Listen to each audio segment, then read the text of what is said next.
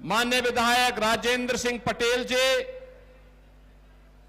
माननीय विधायक जय कुमार सिंह जैकी जी, विधान परिषद सदस्य अविनाश सिंह चौहान जी, जिला पंचायत अध्यक्ष अभय प्रताप सिंह जी, पूर्व मंत्री श्री रणवेंद्र प्रताप सिंह जी, फतेहपुर के पूर्व विधायक श्री विक्रम सिंह जी, भारतीय जनता पार्टी के जिला के अध्यक्ष श्री अन्नू श्रीवास्तव जी, जिला प्रभारी श्रीमती रंजना उपाध्याय जी, पूर्व मंत्री श्री राधेश्याम गुप्ता जी, पूर्व विधायक श्री अयोध्या पाल जी, आदित्य पांडे जी, भारतीय जनता पार्टी के हमारे पूर्व जिलाध्यक्षगण श्री महेंद्र नाथ वाजपेयी जी, अमरनाथ चौरसिया जी, रमाकांत त्रिपाठी जी, मनोज शुक्ल जी, प्रभुदत्त दीक्षित जी, दिनेश वाजपेयी जी, प्रमोद द्विवेदी जी, आशीष मिश्रा जी, मुखलाल पाल जी, भारतीय जनता पार्टी, अपना दल और अन्य सहयोगी दलों के हमारे सभी पदाधिकारीगण, भारी संख्या में उपस्थित फतेहपुर जनपद के फतेहपुर अयाज साहब विधानसभा क्षेत्रों से जुड़े हुए मेरे सभी उपस्थित बहनों और भाइयों, मैं सबसे पहले मां गंगा और मां यमुना से अभिसिंचित उसके द्वाबा की इस पावन धरा को, जिसे पौराणिक काल से ही ऋषि मुनियों का आशीर्वाद प्राप्त होता रहा है, अनेक शिवालयों के माध्यम से यहां की आस्था को सम्मान देता रहा है। देश की आजादी के लिए जिस धरा ने यहां पर एक नई श्रृंखला खड़ी की, ऐसी पावन धरा को, जिस पावन धरा ने खजुआ की 52 इमली, जहां के अमर बलिदान की साक्षी है, जहां पर कहते हैं कि देश की आजादी के लिए 52 स्वाधीनता संग्राम सेनानियों को एक साथ फांसी के फंदे पर चढ़ाया गया था, ऐसी पावन धरा को जिस माटी ने ठाकुर दरियाव सिंह, उनके वीर पुत्र सुजान सिंह, अमर शहीद जोधा सिंह अटैया जैसे वीर सपूतों को जन्म दिया, और जिस धरा के गणेश शंकर विद्यार्थी और राष्ट्र कवि सोहनलाल द्विवेदी जैसे महान साहित्यकार जिस धरा पर पैदा हुए, इस पावन धरा को कोटि कोटि नमन करते हुए मैं आप सबका हृदय से अभिनंदन करता हूं, स्वागत करता हूं। बहनों और भाइयों, आज मुझे काफी दिनों के बाद आपके इस जनपद में आने का सौभाग्य प्राप्त हुआ है। द्वाबा की धरती 2017 के पहले आकांक्षी जनपद था। आकांक्षी जनपद का मतलब शिक्षा, स्वास्थ्य, कृषि विकास, रोजगार, औद्योगिक विकास और अन्य इंफ्रास्ट्रक्चर डेवलपमेंट में जो पैरामीटर देश के अंदर तय किए गए थे, उनमें सबसे पिछड़े हुए जनपदों में फतेहपुर की गिनती होती थी। सबसे पिछड़े जनपदों में इस जनपद की गिनती होती थी। बहनों और भाइयों, विकास, उसका नाम यहां से कोसों दूर था। यह जनपद उससे वंचित था, क्योंकि यहां का विकास का पैसा सिफाई सिंडिकेट के द्वारा लूट मचा दी जाती थी। सफाई सिंडिकेट के डकैती का अड्डा बन गया था फतेहपुर। फतेहपुर की योजनाओं को वहां पर सफाई के अंदर नाच गानों में खर्च कर दिया जाता था, उनके विदेश दौरे पे खर्च कर दिया जाता था। तब न सड़क थी, तब न बिजली थी, तब न मेडिकल कॉलेज था, और औद्योगिक निवेश की बात ही क्यों करनी है। उस प्रकार का वातावरण ही नहीं था। बड़े अजीब सी स्थिति थी। कानपुर का औद्योगिक क्षेत्र एक ओर, प्रयागराज का औद्योगिक क्षेत्र दूसरी ओर, एक और मां गंगा, एक और मां यमुना।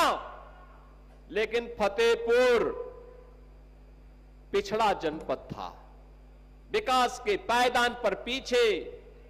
न विकास की सड़कें थी, न स्वास्थ्य की सुविधाएं थी, न औद्योगिक निवेश था, और नौजवानों के सामने पहचान का संकट।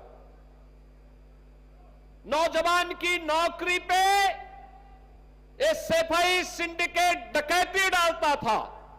एक नौकरी निकलती थी, उस नौकरी के लिए चाचा भतीजे की जोड़ी वसूली करने के लिए निकल पड़ती थी। याद करिए, 2012 से लेकर के 2017 के बीच में जितनी भर्तियां निकली सब विवादित हुई। कहीं भी मेरिट का ख्याल नहीं रखा गया, कहीं भी योग्य लोगों को नौकरी नहीं मिली। 2017 के बाद प्रधानमंत्री मोदी जी के नेतृत्व में जो परिवर्तन हुआ, आज वो आप सबके सामने है। अकेले यूपी में हम लोगों ने पिछले 9-9.25 वर्ष में 9 लाख से अधिक यूपी के नौजवानों को सरकारी नौकरी यूपी राज्य सरकार के अधीन उपलब्ध करवाई है। आज जब मैं देखता हूं यूपी के अंदर कोई नौकरी का नियुक्ति पत्र वितरित करता हूं, यूपी पुलिस हो, शिक्षकों की भर्ती हो, अधीनस्थ सेवा चयन आयोग के माध्यम से अभियंताओं की भर्ती हो, या Uttar Pradesh public service commission के माध्यम से होने वाली कोई भी भर्ती हो, नियुक्ति पत्र में मुझे अब फतेहपुर के नौजवान भी दिखाई देते हैं। और फतेहपुर के नौजवान भी बड़े गर्व के साथ आकर के सीना तान करके अपनी योग्यता के अनुसार नियुक्ति पत्र प्राप्त करते हैं। तो मुझे अच्छा लगता है कि फतेहपुर का नौजवान भी नियुक्ति पत्र प्राप्त कर रहा है।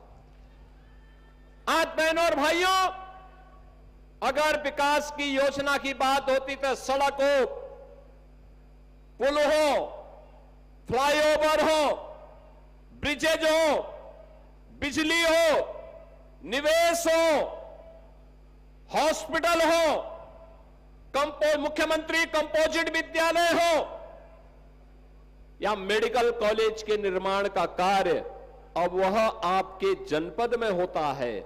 और फतेहपुर में पहले क्रांतिकारी होते थे, फतेहपुर में पहले स्वाधीनता संग्राम होते थे। याद करिए, यही के निर्भीक पत्रकार गणेश शंकर विद्यार्थी के नाम पर कानपुर का मेडिकल कॉलेज बन गया, लेकिन फतेहपुर वंचित था। और फतेहपुर में हम लोगों को यह सौभाग्य जाता है कि हम लोगों ने अमर शहीद जोधा सिंह अटैया ठाकुर दरियाव सिंह के नाम पर आपके फतेहपुर में मेडिकल कॉलेज दिया है। और मेडिकल कॉलेज आज यहां की स्वास्थ्य की सुविधा का एक महत्वपूर्ण केंद्र बिंदु बना हुआ है। अब बेहतरीन कनेक्टिविटी है, और अब तो औद्योगिक क्षेत्र भी आपके फतेहपुर के अंदर तैयार हो रहा है। मैं यहां देख रहा था अभी प्रदर्शनी को, कितनी अच्छी प्रदर्शनी थी, कितना पोटेंशियल है। ये पोटेंशियल पहले भी था, एक क्षमता पहले भी थी। यहां पे पीओज काम कर रहे हैं, 1 डिस्ट्रिक्ट 1 प्रोडक्ट में यहां का कुजीन एक नई पहचान बना रहा है। यहां का नौजवान जहां कहीं भी जाता है अपनी पहचान बनाता है। और जब मैं यहां के अन्नदाता किसानों की जो भी जैविक प्रोडक्ट है, नेचुरल फार्मिंग के कार्यों को देखता हूं, खासतौर पर पूर्व मंत्री उत्तर प्रदेश सरकार में मेरे साथ यहां पर पूर्व मंत्री के रूप में श्री दुन्नी भैया ने जो है उनके खेत की उपज जब प्राप्त होती है, रणवेंद्र सिंह दुन्नी जी के खेत से, तो मुझे उसकी जानकारी प्राप्त होती रहती है। बहनों और भाइयों, क्या यह 2017 के पहले संभव था? क्या यह 17 के पहले संभव था? नहीं था, क्योंकि तब न युवा सरकार के एजेंडे के हिस्से थे,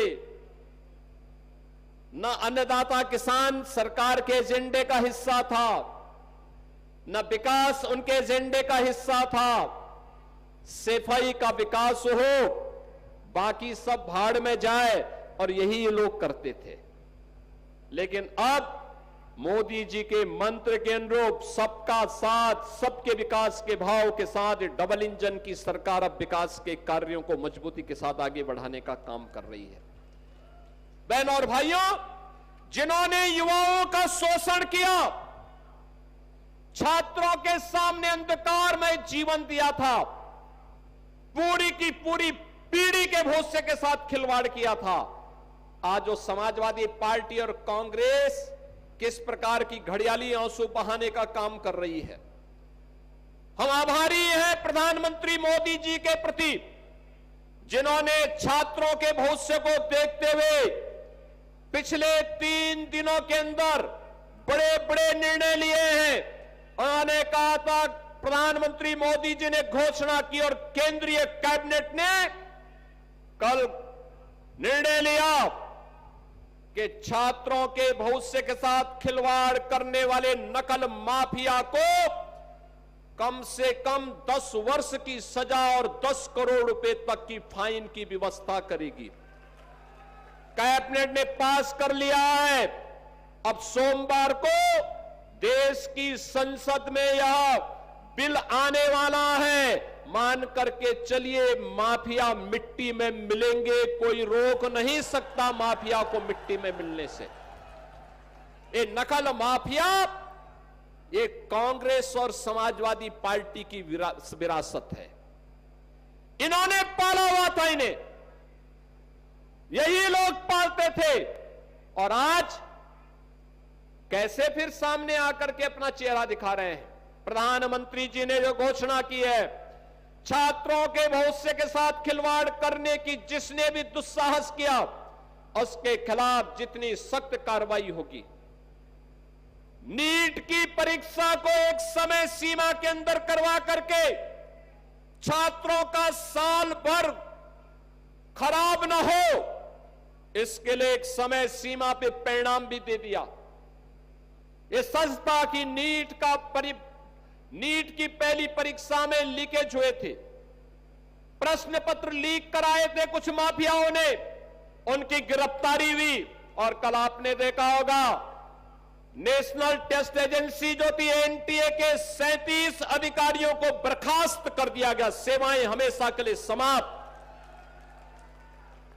हमेशा के लिए समाप्त। कुछ लोगों की गिरफ्तारी की गई है, उनकी संपत्तियां जब्त होंगी, उन्हें सजा होगी।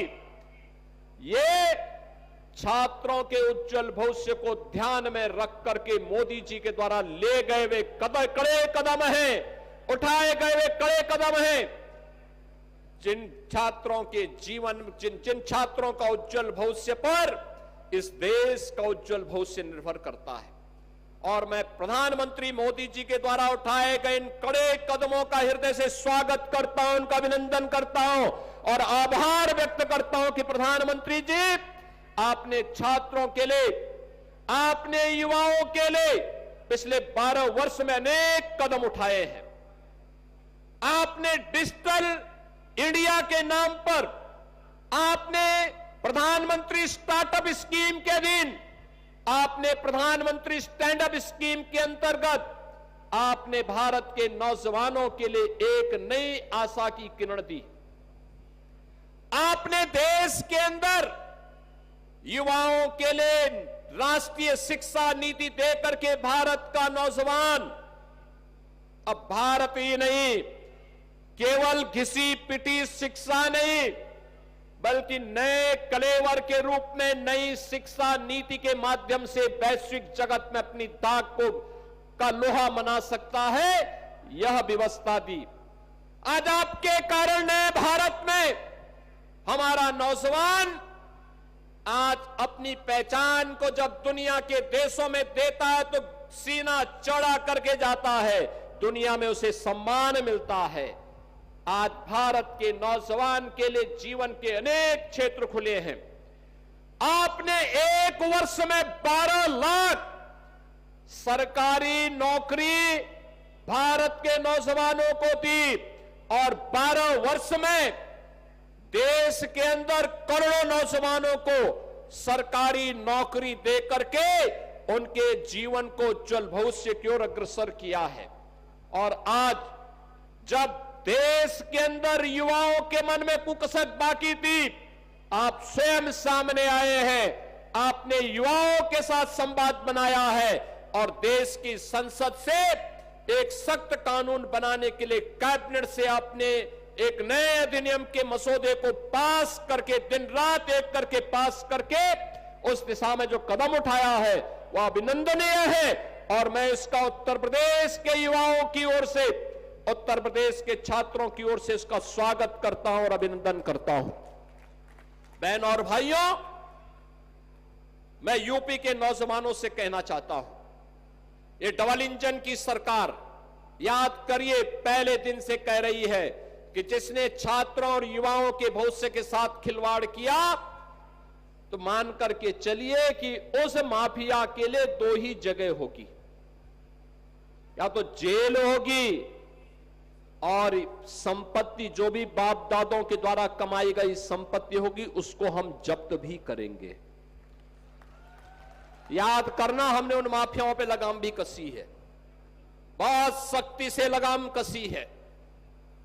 कोई खिलवाड़ नहीं कर सकता। अगर खिलवाड़ सपा की तरह, समाजवादी पार्टी की सरकार की तरह खिलवाड़ होता तो यूपी के अंदर हम 9 लाख से अधिक नौजवानों को सरकारी नौकरी नहीं दे पाते। यूपी के अंदर 1 डिस्ट्रिक्ट 1 प्रोडक्ट के माध्यम से सूक्ष्म लघु मध्यम उद्यम को हम लोग बढ़ावा नहीं दे सकते थे, बड़े बड़े विकास के कार्यों को आगे नहीं बढ़ा सकते थे। बड़ा निवेश इसलिए नहीं आता था क्योंकि हर जगह कोई ना कोई गुंडा, कोई ना कोई माफिया हावी होकर के सरकार को चुनौती देता था। आज मैं कह सकता हूं, हमने पहले दिन कह रखा था, याद करिए समाजवादी पार्टी में एक नारा गूंजता था कि देख सपाई बिटिया घबराई। बहन और भाइयों, अब ये नहीं है, अब माफिया हो, पेशेवर माफिया हो या बेटी और व्यापारी की सुरक्षा के लिए खतरा बना हुआ कोई गुंडा हो, इनके लिए 2 ही जगह, या जेल है या जहन्नुम है, इसके अलावा तीसरी कोई जगह नहीं है इनके लिए। सरकार ने जो घोषणा की उसको प्रभावी ढंग से लागू कर रही है और बहन और भाइयों, उसी को लागू करने के लिए आज मैं फतेहपुर में आपके बीच आया हूं। अब याद करिए, आज बिना भेदभाव की योजना का लाभ गरीब को मिल रहा है, विकास गांव तक पहुंच रहा है, अन्नदाता किसान खुशहाल हो रहा है, नौजवान को सरकारी नौकरी और नौजवान को उसकी रुचि के अनुरूप शिक्षा की व्यवस्था।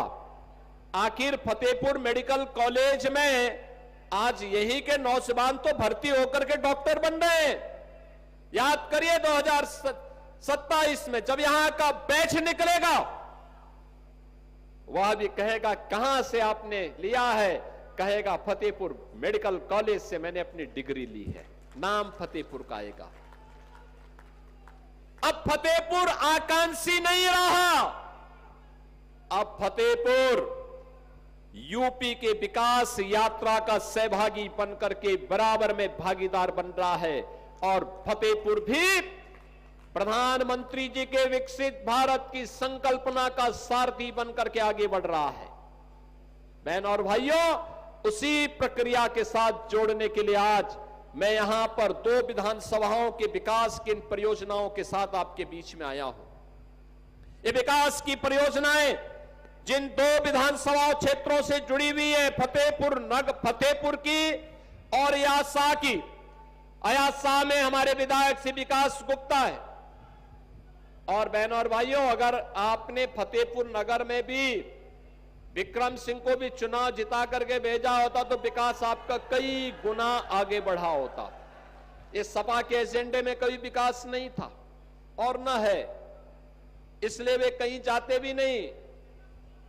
वे सब बेरोजगारों की तरह घूम रहे हैं, क्योंकि ठेके पट्टे, अवैध जमीन पे कब्जे, सब उनका धंधा चौपट हो चुका है। इसलिए समाजवादी पार्टी के लोग हताश और निराश बैठे हुए हैं।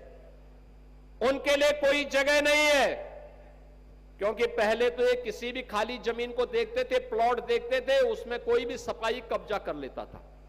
आप सोचो कितना दुस्साहस। भारतीय जनता पार्टी ने 1990 में लखनऊ में एक कार्यालय के लिए जमीन ली और वहां पे कार्यालय बनाने के लिए भाजपा के कार्यकर्ताओं ने चंदा इकट्ठा करके कार्यालय बनाने की कार्रवाई को जब आगे बढ़ाया, नक्शा पास कराने के लिए गए, आप आश्चर्य करेंगे कि उस जमीन पर भी समाजवादी पार्टी के एक पूर्व विधायक ने कब्जा किया हुआ था। तो कल हमने बुलडोजर भेज करके उस कब्जे को वहां से हटवाया है। यही इनका धंधा था। जो खाली प्लॉट है उस पर ये जबरन कब्जा कर लेते थे। किसी गरीब का, किसी व्यापारी का, किसी किसान का खेत बोता कोई और था, काटने के लिए चले जाते थे। अब करेंगे तो इनको मालूम है कि इसका खामियाजा क्या भुगतना पड़ेगा। और इसलिए बहनों और भाइयों, समाजवादी पार्टी की विकास में कोई रुचि नहीं है, नौजवान के रोजगार में कोई रुचि नहीं है, गरीब कल्याण में कोई रुचि नहीं है। याद करिए ना, आज गरीब को फ्री में राशन की सुविधा का लाभ, गरीब को फ्री में आवास की सुविधा का लाभ, गरीब को फ्री में 5 लाख रुपए की आयुष्मान भारत की सुविधा, गरीब के घर में रसोई गैस का चूल्हा, हर गरीब के लिए सुविधा है। तो किसान के लिए भी मुख्यमंत्री कृषक दुर्घटना बीमा योजना है, और किसान ही नहीं बल्कि सह किसान के लिए भी है और उसके परिवार के लिए भी सुविधा है। अगर दुर्भाग्य से किसी आपदा की चपेट में आ गया तो किसान के परिवार को बिना किसी सिफारिश के 5 लाख रुपए की सहायता मुख्यमंत्री कृषक दुर्घटना बीमा योजना के अंतर्गत प्राप्त हो जाता है। यह हमारी प्रतिबद्धता है। निजी नलकूप को हमने फ्री करवाया, अन्नदाता किसान को फ्री में हम इसकी सुविधा का लाभ देंगे। और बहनों और भाइयों, फ्री में जल की उपलब्धता, उनके बिजली बिल 3000 करोड़ रुपए का सालाना आता था, हमने कहा किसान नहीं देगा, ये हम लोग देंगे। आज हम उनके किसानों की निजी ट्यूबवेल के भी बिजली बिल का भुगतान उत्तर प्रदेश सरकार कर रही है। बहनों और भाइयों, अच्छी सरकार आती है तो बिना भेदभाव की योजनाओं का लाभ आपको उपलब्ध करवाती है, और अच्छी सरकार आती है बिना भेदभाव के विकास की योजनाओं को आगे बढ़ाती है। जो बात यहां पे विकास गुप्ता जी कह रहे थे, जो बात यहां पे कृष्णा पासवान जी कह रही थी, जो बात यहां पे साध्वी निरंजन ज्योति जी कह रही थी, और जो कार्य यहां पे हमारे विधायकगण श्री राजेंद्र पटेल जी, श्री जैकी जी, इनके द्वारा कराया जा रहा है, ये इसलिए क्योंकि इनके द्वारा पैरवी होती है। ये लोग जब फतेहपुर में रहते हैं तो अपने क्षेत्र में जनता के विकास के कार्यों के लिए लगातार प्रयास करते हैं, विकास की योजनाओं को, गरीब कल्याणकारी योजनाओं को उन तक पहुंचाने का काम करते हैं। लेकिन जब यहां से लखनऊ आते हैं तो लखनऊ में लगातार अपने क्षेत्र की पैरवी करते हैं, फतेहपुर के विकास के कार्यों को आगे बढ़ाने का काम करते हैं। ये प्रयास का परिणाम है। और अभी तो ये दो विधानसभाओं के लिए हम लोग यहां पर आज आए हैं। आज में इनमें जो कार्य यहां के लिए आज किए जा रहे हैं, फतेहपुर बहुआ हिनौता मार्ग के सुदृढ़ीकरण का, बहराइच बांदा मार्ग के सुदृढ़ीकरण का, असोदर जरौली रामनगर कोहन मार्ग के चौड़ीकरण और सुदृढ़ीकरण का, पुलिस लाइन में बहुमंजिला जो पुलिस बैरक के निर्माण का, पीएसी बाहनी में बैरक के निर्माण का और राजकीय आईटीआई फतेहपुर के उन्नयन कार्य का, 50 बेड के आयुष हॉस्पिटल ग्राम मवेली बुजुर्ग फतेहपुर का लोकार्पण का, आईटीआई सिविल लाइन फतेहपुर का, प्रोजेक्ट अलंकार के अंतर्गत राजकीय बालिका इंटर कॉलेज फतेहपुर के उन्नयन का और 160 करोड़ रुपए से अधिक की पेयजल पुनर्गठन योजना के लोकार्पण का कार्यक्रम आज यहां पे संपन्न हुआ है। बहन और भाइयों, इसके साथ ही शिलान्यास जो हो रहा है, मनावा सरकंठी मार्ग के चौड़ीकरण, शंकरपुरवा सतखरा गडरियन डेरा बंदवा मार्ग के चौड़ीकरण सुदृढ़ीकरण का, आपके यहां पर मेडिकल कॉलेज तो दिया ही गया है, अब यहां पे नर्सिंग कॉलेज के और उसके हॉस्टल के निर्माण के शिलान्यास का भी काम हो रहा है। नर्सिंग कॉलेज का मतलब जो बेटी बीएससी नर्सिंग कर लेगी, ये मान के चलिए 100% उसकी जॉब लगनी है। अब बात फतेहपुर की बेटी फतेहपुर में या प्रदेश में रोजगार और नौकरी यही प्राप्त कर लेगी। और राजकीय पॉलिटेक्निक फतेहपुर में सेंटर ऑफ एक्सीलेंस का, यानी artificial intelligence, drone technology, robotics, 3D printing, ये सभी यहां के पॉलिटेक्निक में ही अब उसका ट्रेनिंग करवाई जाएगी। ट्रांजिट हॉस्टल पुलिस लाइन में और साइबर थाने के प्रशासनिक भवन के शिलान्यास के साथ ही हम बहुआ फतेहपुर में ग्रामीण स्टेडियम के भी निर्माण के कार्यक्रम को आगे बढ़ा रहे हैं। बहन और भाइयों, ये विकास की परियोजनाएं जो सैकड़ों करोड़ की आज यहां पर दी जा रही हैं, ये यहां के लोगों का तो हित होगा ही। विकसित फतेहपुर के माध्यम से विकसित उत्तर प्रदेश और विकसित उत्तर प्रदेश के माध्यम से विकसित भारत की संकल्पना को पूरा करने का एक माध्यम है। और यहीं पे साध्वी निरंजन ज्योति जी कह रही थी, ये सारा क्षेत्र एयरपोर्ट का है। कुछ पिछली सरकारों में कब्जा हो गया था, कुछ कब्जा मुक्त हुआ है। हमने कहा तात्कालिक रूप से तो हम लोगों ने हेलीपैड के लिए मांगा हुआ है, हर विकास खंड में हम एक हेलीपैड बना रहे हैं और फिर आने वाले समय में विकास के अन्य परियोजनाओं को लेकर के आएंगे यहां पे।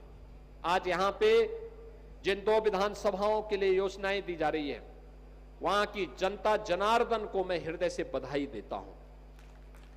मैं यहां के विधायक विकास गुप्ता जी को भी बधाई देता हूं। प्रयास करते हैं, लगातार लगते हैं, कार्य करते हैं, विकास की योजनाओं पे चर्चा करने के लिए लगातार आते हैं। और ये हमारे विधायक जो मंच पर बैठे हैं, सभी लोगों के द्वारा जो प्रयास किया गया है, उन सभी प्रयासों को आगे बढ़ाने के लिए आप सबको अपनी प्रतिबद्धता दोहराते हुए मैं एक बार फिर से फतेहपुर वासियों को हृदय से इन विकास योजनाओं की बधाई देता हूं। पूरे फतेहपुर का विकास हमारी प्राथमिकता है। अब मैं मानता हूं कि जब भी नीति आयोग के सर्वे होंगे, तब फतेहपुर आकांक्षी जनपद नहीं बल्कि विकसित जनपदों में अपना नाम लिखा चुका होगा। इस विश्वास के साथ मैं एक बार फिर से फतेहपुर जनपद को, पूरे जनपद वासियों को हृदय से बधाई देते हुए अपनी मंगलमय शुभकामनाएं आप सबके प्रति व्यक्त करते हुए वाणी को देता हूं विराम। जय जय श्री राम। बहुत